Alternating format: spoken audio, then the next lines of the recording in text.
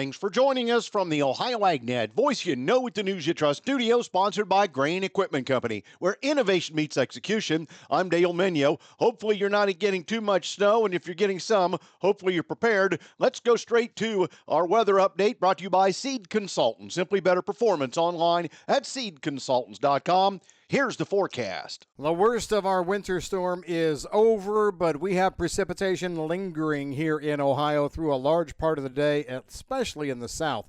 I'm Chief Meteorologist Ryan Martin. Let's take a look at that Ohio Ag weather update. The low pressure area of this winter storm continues to work its way through eastern parts of Kentucky and will work into southern parts of West Virginia this afternoon. Does look like plenty of circulation still wants to come around the north side of the low, so from I-70 southward, I'm going to say we see lingering on again, off again snow showers through the day. The biggest accumulations in my mind are done, but I won't rule out another several inches through the day today, generally ending from west to east or northwest to southeast. Now you get north of I-70, I don't think we see a lot today, but there's still plenty of clouds around, and with the clouds, I won't rule out some flurries off and on here and there. Strong north and northwest flow dominates the rest of this week, so lake effect is in my vernacular for tomorrow, Wednesday, and Thursday. It's going to be the best near the northeastern Ohio lakeshore areas, but let's not rule it out anywhere. Clouds and some sunshine. Temperatures definitely on the cold side, but we see some temperature moderation early in the weekend as another weather system wants to push up from the south. So I'm keeping an eye out for some snow, maybe rain and snow. We'll have to see how that low comes together. Follow that up with another round of very cold air early next week. I'm Chief Meteorologist Ryan Martin. And thanks, Ryan. Joining me is Jenna Reese, Executive Director of the Ohio Forestry Association.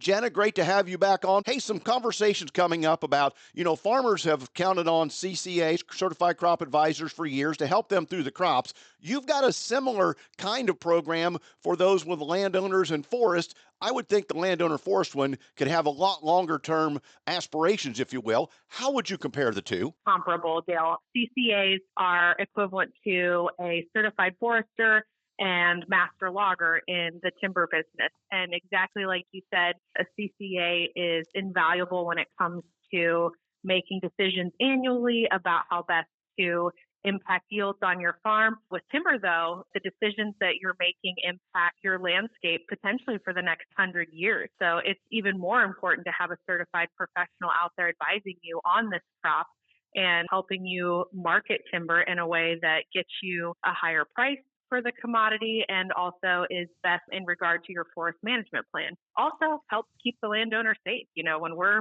out there cutting timber, you make a mistake, it can be fatal. I'd also point out that making no decision is a decision when it comes to this kind of long-term aspiration. Yes, absolutely. There are a lot of landowners that don't know what to do with their woodlands, in which case we have a lot of resources for landowners about how to even get their foot in the door and get started. You can contact a certified forester, whether it be a consulting forester, a service forester, or an industry forester at osafdirectory.com. That's osafdirectory.com. And you can always find a master logger at ohioforest.org. And thanks, Jenna. This past week, the National Cattlemen's Beef Association congratulated Speaker Johnson on successfully navigating a narrow margin and being elected as Speaker of the House by his peers once again. Speaker Johnson has always been a strong supporter of U.S. cattle producers, and we look forward to continuing to work with him in the new Congress, said NCBA Vice President of Government Affairs, Ethan Lane. There's a lot of work that needs to get done this year, including extending the 2017 Tax Cuts and Jobs Act, passing the long-term farm bill, and providing regulatory relief to producers that have been squeezed by government overreach over the past 4 years. We are confident Speaker Johnson is the leader to get these policy priorities across the finish line. The Biden administration on Friday announced it would award $306 million more to address avian influenza cases in humans, especially livestock workers. The U.S. Department of Health and Human Services awarded the $306 million to address issues. Most of the funds, $183 million, will help prepare hospitals for H5N1 cases, research, and training, including $43 million to the Special Pathogen Treatment Centers for Avian Influenza Preparedness. Now, the Centers for Disease Control and Prevention will award $103 million to local jurisdictions to increase monitoring of high-risk populations, such as livestock workers and others who are exposed to infected animals. Another $8 million will go toward distributing additional influenza testing kits. Now, the National Institutes for Health will award another $11 million for influenza research. The CDC continues to state that the risk of avian influenza to the general public remains low. Still, there is increased concern after a more severe case of H5N1 reported in Louisiana in mid-December involving a person who handled backyard flocks and showed signs of mutations that could more easily infect people.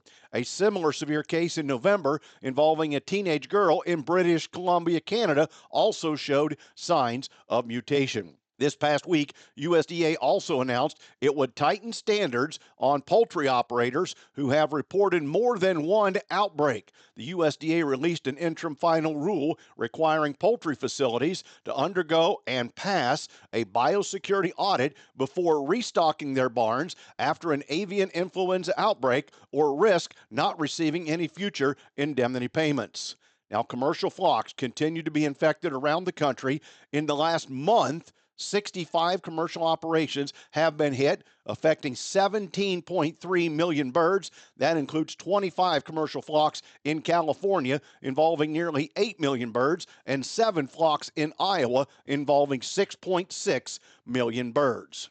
Also, the goal of Ag Machinery dealer Ag Revolution is an ambitious one, according to the company's leader, to disrupt traditional farm machinery sales and service. In support of their on-farm repair and service focus, Ag Revolution created same-day parts delivery to service customers, especially during critical times of the crop cycle.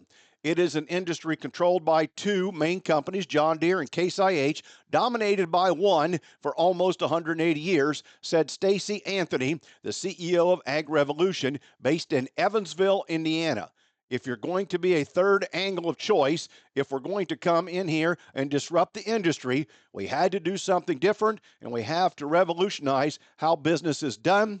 Known by insiders as AgRev, Ag Revolution is a wholly owned subsidiary of AGCO Corp. It is a dealership selling and servicing AGCO brands such as Fendt and Massey Ferguson. Its roots reach back to January of 2021 with 6 operations in Kentucky, southern Indiana. Today, 13 retail centers are located across Indiana, Kentucky, southern Illinois, and Ohio. AgRev is a business test bed 2 focused on pushing service work out from large service centers to the customer at their farm. In place of brick and mortar buildings, all parts only stores, or at the pointy end of the service and repair spear, service trucks. We went out and talked to farmers and we asked them, how do you want to do business? And what they said was the next generation dealer should look like. They spoke loud and clear. We want to do business on our farm. So we swiveled and adapted an on-farm mindset in everything that we do. The farmer looks at AgRev and says, maybe I don't need a dealership every 20 miles because I've got parts here and service right here. Stay tuned, back with more after this.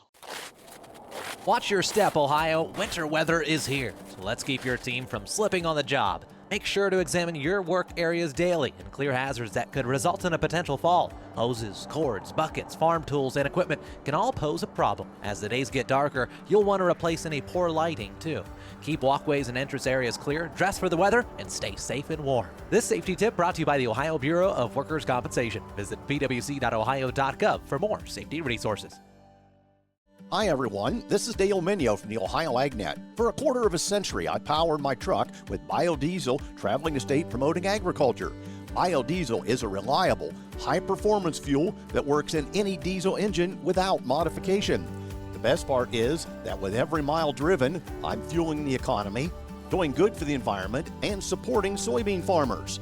Learn how using biodiesel can add value to every bushel of soybeans grown at soyohio.org. On Friday, USDA updated the Animal Plant Health Inspection Service page to provide more details about financial assistance to producers. The Biden administration has come under fire from scientists over the response to H5N1. When the USDA announced a federal order to test milk nationwide, researchers said such a move should have happened a month earlier. Outgoing Ag Secretary Tom Vilsack has said he believed USDA had been pretty aggressive as far as animal health issues.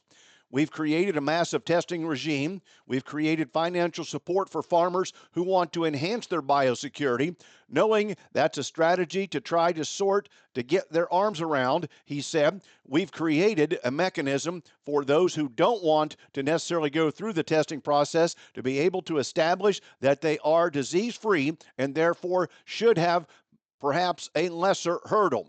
Vilsack also noted USDA had accelerated vaccine production for bovines with several potential vaccine candidates in the works. Back with more after this. In a time of tight margins when every penny counts, could you be saving more on your monthly energy bill? Ohio Farm Bureau is here to help members get competitive electric and natural gas supply prices through its energy savings program. Participants save an average of 10% on their rates. Let Ohio Farm Bureau help you take the guesswork out of energy savings. Request your free bill analysis at ofb.ag/energy program. Savings not guaranteed. Actual savings may vary.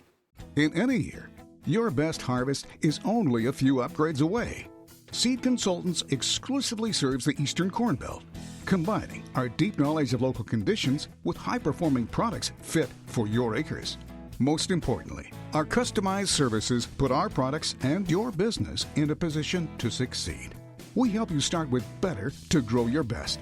Visit seedconsultants.com to learn why our products and services are simply better. Today's market analysis is brought to you by Louis Dreyfus Company, excited to be building the newest state-of-the-art soybean crush facility in Upper Sandusky, Ohio.